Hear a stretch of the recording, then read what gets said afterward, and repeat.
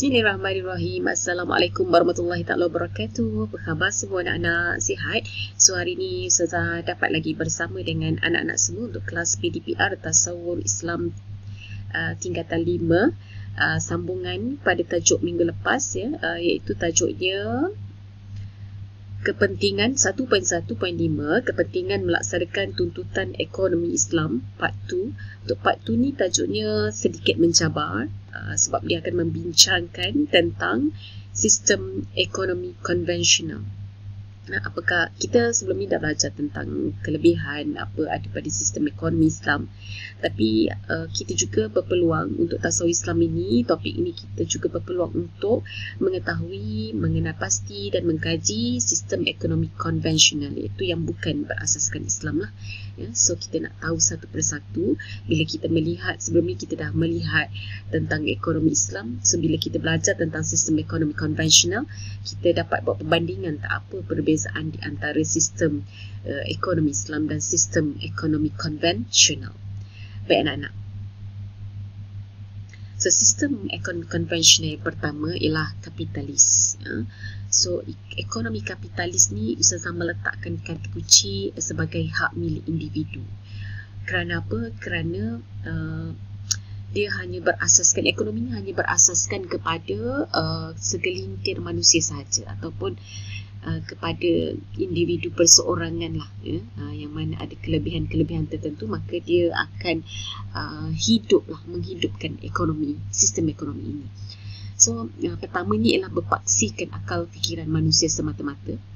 Maksudnya sistem ini hanya mengikut akal manusia. Dia tidak ada panduan daripada mana-mana kitab agama ataupun wahyu, tidak. Apa yang dirasakan baik oleh akal, maka itulah yang akan menjadi dasar kepada sistem ini.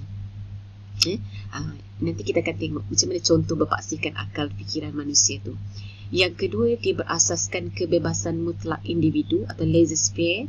Bahasa Perancis ni sebutan dia laissez-faire, iaitu maksudnya dia wujud pasaran bebas. Pasaran bebas ni dia akan mengakibatkan kekayaan itu hanya dimiliki oleh sebahagian orang sahajalah ya, iaitu dia tidak akan ada campur tangan pemerintah, semuanya bergantung kepada individu tersebut.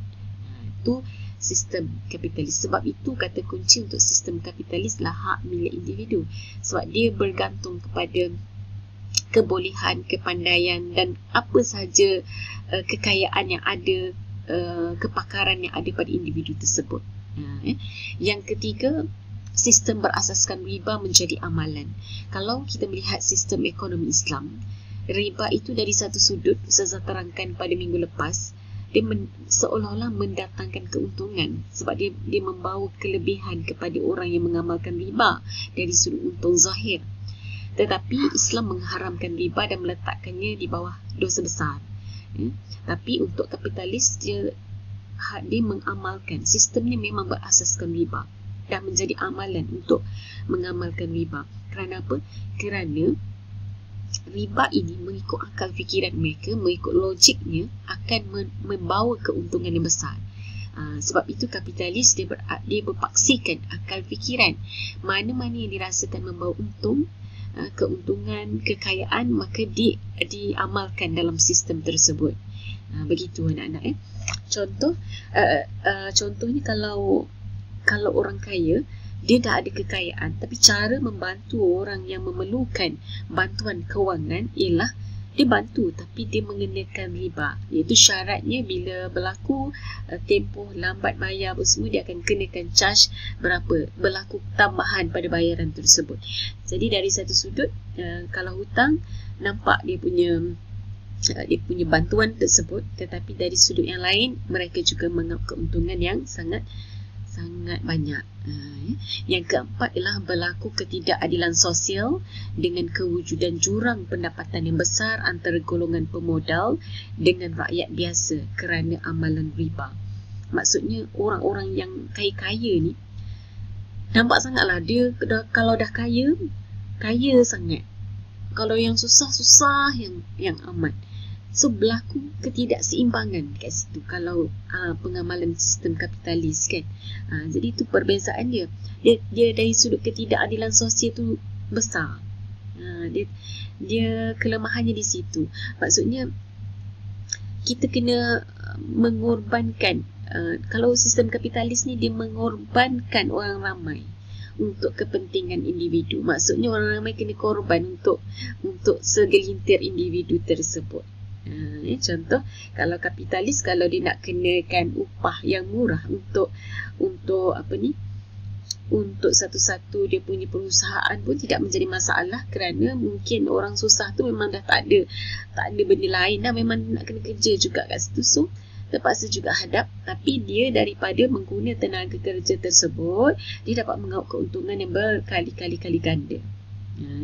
Ataupun kalau dalam sistem kapitalis ada modal, dia boleh laburkan perniagaannya buat satu-satu produk, dan dia boleh jual dengan harga yang berkali-kali ganda daripada modal yang telah dikeluarkannya. So mendapat keuntungan yang sangat tinggi, tetapi dalam masa yang sama menindas orang lain. Kenapa? Kerana dia dari satu sudut dia mempunyai kelebihan-kelebihan tadi. Individu-individu itu mempunyai kelebihan-kelebihan dari sudut modal, dari sudut kekayaan, dari sudut kepakaran. Maka ini jelas bertentangan dengan Islam. Itu dari sudut kapitalis, di bawah kata kunci hak milik individu. Yang kedua ialah komunis. Sistem ekonomi konvensi yang kedua ialah komunis. Komunis ni dia muncul, sistem ekonomi dia muncul akibat ketidakadilan pengagihan harta kekayaan dalam masyarakat. Kes ni tadilah, kalau dah individu yang kaya melampau, so yang miskin melampau, so dia muncul balik sistem yang baru komunis, iaitu dia kena korbankan segelintir manusia, segelintir individu ini untuk kepentingan ramai. Nak jaga ramai, dikorbankan yang individu tu lah. So nampak macam bagus lah kan, nampak macam bagus. Tapi Islam dia beza. Islam ni dia beza sebab apa Islam beza? Sebab Islam mengajar kita bahawa masing-masing, setiap manusia ada tanggungjawab masing-masing kan, terhadap Allah, terhadap sesama manusia. Hablum minallah wa hablum minan nas. So kamu kena tunaikan hak Allah, dan dalam masa yang sama kamu kena tunaikan hak-hak manusia yang lain. Kita kena ada rasa tanggungjawab, kita kena ada bantu-membantu, kita kena beribadat kepada Allah, dalam masa yang sama hubungan dengan manusia pun kena buat baik juga. Jadi itu konsep Islam. Tapi kalau dari sudut komunis ini, dia segala keputusan ekonomi dibuat oleh pemerintah. Kalau macam kapitalis, pemerintah tak boleh masuk campur, dia bergantung kepada individu. Tapi kalau komunis, segala keputusan ekonomi dibuat oleh pemerintah. Dan yang ketiga, pemilikan individu atas faktor-faktor pengeluaran dihapuskan. Maksudnya apa? Bila pemerintah buat keputusan, pemilikan individu tak boleh ada pemilikan atas faktor-faktor pengeluaran tu. Maksudnya individu tak ada hak. So apa? Sebab komunis ni dia bimbang berlaku tadi ketidakadilan dari sudut pengagihan harta kekayaan. Itu dia tak nak.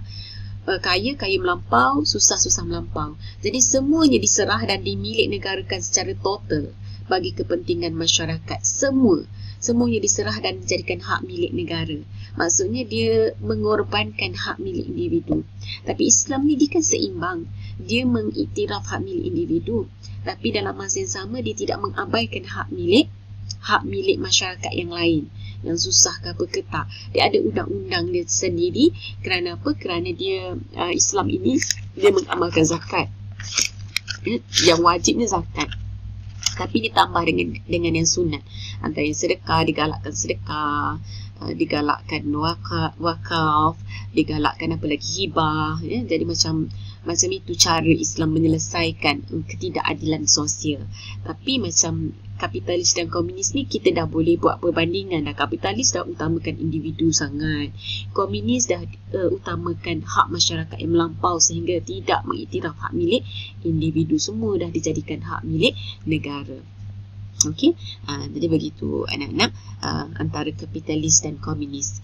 Okey, seterusnya kita tengok lagi sosialis. Sosialis ni dia antara pemikiran dia antara gabungan dasar dengan prinsip antara kapitalis dan komunis. Maknanya di pertengahan antara kapitalis dengan komunis lah. Jadi seseorang pemilikan individu dibuka.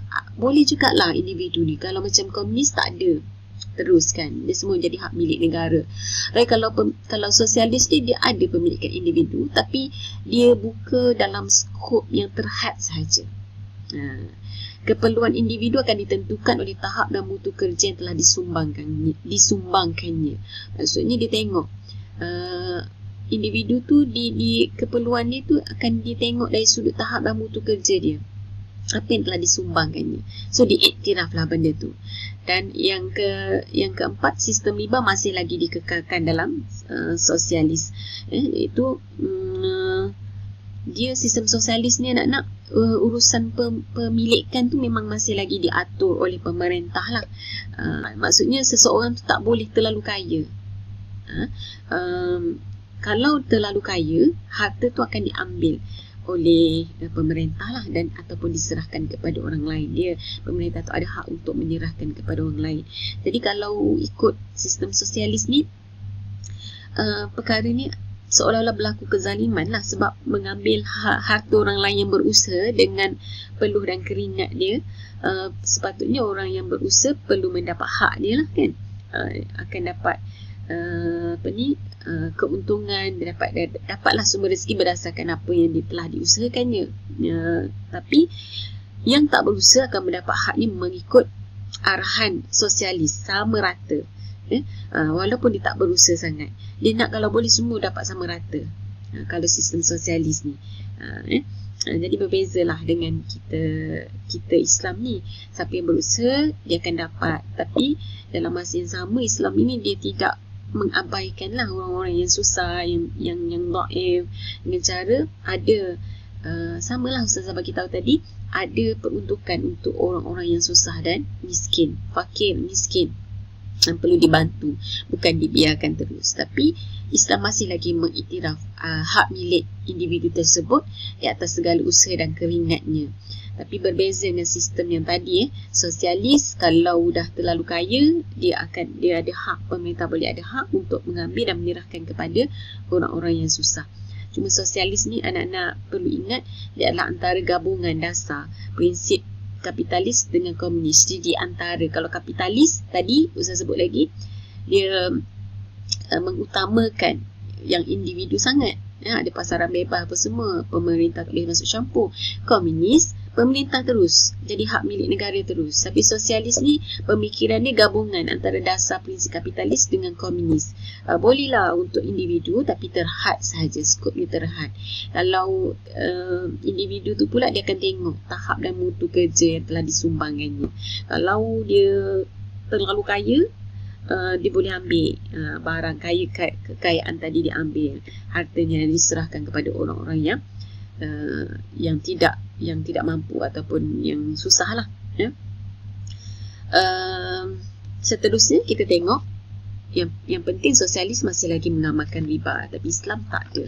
Baik, seterusnya ialah sistem ekonomi konvensional. Yang terakhir ialah campuran. Maksud campuran ni ialah dia mencampurkan sistem ekonomi yang mendukung kebebasan tadi, yang mula-mula tadi, kebebasan apa dia? Kapitalis kan. Dia campurkan sekali dengan sistem sosialis. Dia campurkan dengan sistem sosialis.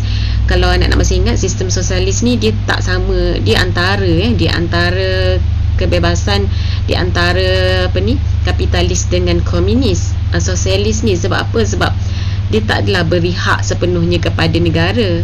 Dia buka sikit kan untuk individu. Tapi yang ini campur antara sistem ekonomi yang mendukung kebebasan dengan kapitalis dengan sistem sosialis tadi. Sebab ekonomi mengikut sistem ini dibangunkan bersama-sama antara pihak pemerintah. Kan? Kalau komunis, pihak pemerintah terus yang ambil. Kalau kapitalis, pihak swasta terus. Tapi kalau campuran ni dibangunkan sekali, iaitu dia sama-sama antara pemerintah dengan pihak swasta. Dan pihak swasta ni yang individu tadi, yang mengikut kapitalis tu. So yang ketiga, dalam sistem campuran ni pemerintah melakukan pengawasan lah. Dia tak boleh maksudnya serahkan sepenuhnya kepada swasta ataupun individu ataupun yang macam kapitalis. Dia tak serahkan sepenuhnya, diawasi, ada undang-undang apa yang perlu, apa yang patut, dan perekonomian. Maksudnya dia juga turut mendapat keuntungan dari sudut sistem ini. Contohnya kalau sistem atau pihak swasta tadi boleh diambil cukai daripada perniagaan ataupun kegiatan ekonomi tersebut, so maka mereka mendapat dari sudut, pemerintah akan mendapat dari sudut perekonomian. Tapi pihak swasta masih lagi diberi kebebasan. Maksudnya pemerintah tak tentukan lah you kena buat aktiviti apa. Tak, dia beri kebebasan untuk buat apa-apa saja kegiatan ekonomi. Cuma pemerintah perlu awasi dan pemerintah akan dapat juga keuntungan dari sudut perekonomian. Contoh kalau ada pihak swasta nak buka banyak produk-produk kecantikan, ada kilang-kilang ataupun kegiatan ekonomi yang membuka produk-produk kecantikan di negara tersebut, maka dia diberi kebebasan, tapi dalam masa yang sama diawasi supaya perkara tersebut tidak mendatangkan kemudaratan kepada masyarakat ataupun rakyatnya. Dan dalam masa yang sama dia mendapat keuntungan juga daripada mungkin cukai yang dikenakan dari kegiatan ekonomi tersebut, bukan diserahkan sebulatnya kepada pihak swasta tersebut. Nama pun campuran kan. Yang keempat, sistem campuran menyarankan keperluan campur tangan pemerintah secara aktif. Maksudnya dalam sistem campuran ni disarankan campur tangan pemerintah tu perlu secara aktif lah, bukannya dibiar nampak macam ada campur tangan tapi seolah-olah tak ketara. So digalakkan campur tangan secara aktif dalam kebebasan pihak swasta untuk melakukan kegiatan ekonominya. Contohnya kalau pihak pemerintah, kalau musim perayaan kan, kita pernah kalau musim perayaan ni harga ayam, harga telur ke contohnya akan naik bergantung kepada permintaan dan tawaran. Tapi bila ada sistem campuran ni, ada keperluan campur tangan pemerintah supaya harga tidak terlalu tinggi, ada kawalan harga lah. Contoh kalau macam COVID baru-baru ni, topeng muka ada harga harga yang telah ditetapkan paling tinggi berapa harga shilling harga lantai lah, maksudnya harga paling tinggi berapa, harga paling rendah berapa. Itu maksudnya ada usaha campur tangan pemerintah supaya tidak berlaku kezaliman kepada masyarakat. Tapi dalam masa yang sama dia tidak menghadkan siapakah yang boleh, apakah aktiviti kegiatan ekonomi yang boleh dilakukan oleh pihak swasta di tempat ataupun di negaranya. Maknanya ada kebebasan di situ. Jadi ini adalah sistem ekonomi campuran. Dan untuk pengetahuan anak-anak semua, sistem ekonomi ni konvensional ni dia tidak menjadi kesalahan untuk kita ikut selagi dia tidak bercanggah dengan sistem ekonomi Islam. Contohnya kalau benda tu mendatangkan kebaikan, kita boleh ambil, kita boleh saja ikut. Tetapi anak-anak, kita tak boleh kalau ada riba ke apa semua, tak boleh ikut layan tu, sebab itu jelas bertentangan dengan kehendak Islam. Jadi kita kena faham dekat situ macam itulah. Contoh kalau Islam menerima sistem kapitalis, tetapi kapitalis yang diatur bersesuaian dengan kehendak agama. Jadi itu yang kita kena faham. Pertama, kita belajar ini kapitalis, hak milik individu. Yang kedua, komunis, hak milik negara. Sosialis, antara dia antara tengah-tengah antara kapitalis dan di antara komunis. Sebab apa tengah-tengah? Sebab dia buka juga untuk individu tapi skopnya terhad. Tapi kalau campuran ni dia campur terus, dia adunkan terus di antara kapitalis dan juga sosialis. Maksudnya diberi kebebasan kepada pemerintah dan dalam masa yang sama diberi kebebasan juga kepada pihak swasta. Maksudnya kebebasan sepenuhnya, tapi dalam masa yang sama diawasi oleh pihak pemerintah, dan pihak pemerintah juga mendapat keuntungan dari sudut perekonomian. Jadi begitu anak-anak, beberapa 4 sistem ekonomi konvensional. So anak-anak boleh bandingkan dengan sistem ekonomi Islam lah. sistem ekonomi konvensional ni pastinya berasal daripada pemikiran manusia lah. Apa yang dirasakan baik dari sudut manusia ni, pemikiran ni kata yang ni bagus, yang ni untuk tapi Islam ni dia bukan berdasarkan pemikiran manusia, tetapi dia bertepatan dengan fitrah. Sebab apa? Sebab bertepatan dengan fitrah, sebab memang undang-undangnya datang daripada Allah. Allah yang menciptakan kita, jadi Allah tahu apa yang terbaik untuk kita. So bergantung kepada kita lah. Kalau kita yakin dengan sistem yang Islam bawa, kalau kita berpegang betul, kita ambil Islam secara keseluruhan, tak ambil sikit-sikit, kita akan dapat rasa kenikmatan yang ada, kebagusan, keelokan yang ada pada agama kita. So belum cuba, belum tahu anak-anak, jangan kita rasa sistem yang dibawa oleh orang barat, sistem yang dibawa oleh orang bukan Islam lebih baik, sebab kita belum lagi mencuba sistem yang dibawa oleh orang Islam. Kita ambil sikit-sikit, lepas tu kita beranggapan sistem yang ada pada Islam penuh dengan kelemahan. So itu tujuan kita belajar tasawuf Islam, supaya kita nampak apa yang lebihnya ada pada agama kita. Baik anak-anak, itu saja untuk hari ini, tajuk yang agak berat dan mencabar juga untuk Ustazah terangkan untuk anak-anak faham tajuk ini. Apapun anak-anak boleh mengkaji, study banyak di buku, pada buku ekonomi Islam, dan juga di Google boleh cari untuk maklumat tambahan. Baik, itu saja. Selesai. Mudahan bermanfaat untuk semua. Jumpa lagi. Assalamualaikum warahmatullahi taala wabarakatuh. Bye.